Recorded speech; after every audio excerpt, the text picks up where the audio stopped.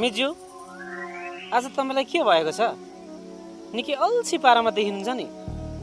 बेसी नसक्नु छ?